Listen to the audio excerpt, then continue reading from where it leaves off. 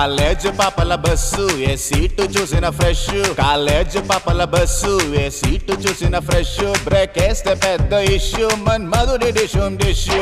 చింతాక్ తక్ చితాక్ చితాక్ చింతాక్ తక్ తా, చింతాక్ తక్ చితాక్ చితాక్ చింతాక్ తక్ తా. పిడత కింద పప్పు రుచి చూడకుంటే తప్పు, పిడత కింద పప్పు రుచి చూడకుంటే తప్పు.